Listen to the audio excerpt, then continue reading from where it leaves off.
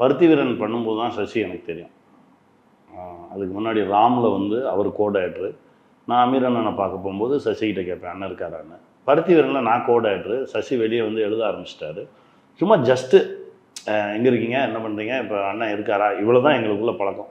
திடீர்னு ஒரு நாள் முடி வெட்டாதீங்க அப்படி. பருத்தி வீரன் முடிச்சுட்டு வந்து நான் 3 மெகா சீரியல் ஒரே டைமில் பண்ணியிருந்தேன். சன் டிவியில் ஒன்று, கலைஞர் டிவியில் செல்வி,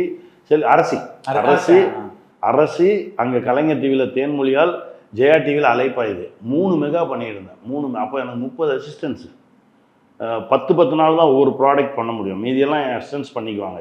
இவ்வளவு பரபரப்பாக ஒரு மாதத்துக்கு ஒரு நாள் கூட ஓய்வு இல்லாத ஒரு நேரத்தில் சசி வந்து சொல்கிறாரு, எனக்கு ஒரு 40 நாள் தேதி வேணும், சுப்பிரமணியபுரம்னு ஒரு படம் எடுக்க போகிறோம் அப்படின்றாரு.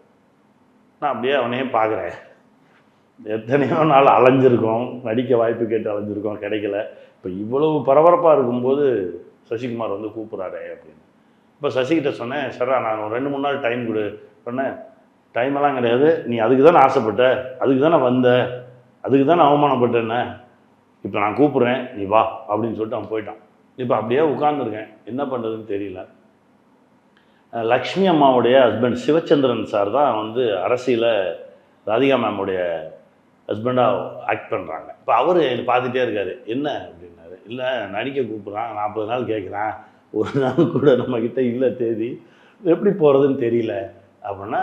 இரவு 9 மணி இருக்கும். அந்த மாதிரி கனி எங்கே இருக்கீங்க அப்படின்னா, நான் இப்போ தான் எடிட்டிங் போயிட்டு வந்துட்டு அம்மா பேசணும் நாங்கள். ஏன்னா லக்ஷ்மி அம்மாவும் எஸ்பிபி சாரும் ஆக்ட் பண்ண ஒரு ப்ராஜெக்டில் நான் கோட் ஆக்டராக ஒர்க் பண்ணேன். அடுத்த வீட்டு கவிதைன்னு ஒரு இதில் விஜய் டிவியில் Sundar K Vijayan sir direct பண்ணார். அப்போது எனக்கு நல்லா தெரியும், அவங்க என்னை புள்ள மாதிரி தான் பார்ப்பாங்க. சமுத்திரம்னு கூப்பிடுவாங்க. எங்கள் அம்மாவுக்கு அப்புறம் என்னை சமுத்திரம்னு கூப்பிட்ட அம்மா அவங்க தான். இப்போ சமுத்திரம் என்ன ஏதோ நடிக்க வாய்ப்பு வந்திருக்காங்க. ஆமாம்மா, அந்த மாதிரி சசிகுமார் படம் எடுத்துகிட்டு வாரா, எடுத்துகிட்டு வரமா, பெரிய குடும்பத்து பிள்ளை தான், பணம்லாம் இருக்குது, எடுத்துருவான்.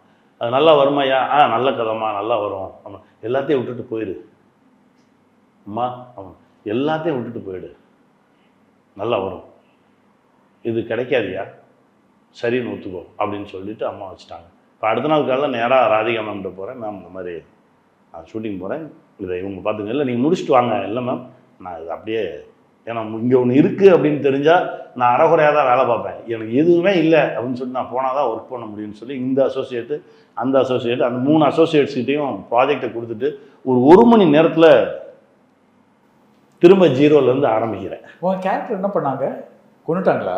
யார் அந்த சீரியலில்? நான் தானே டைரக்டர்.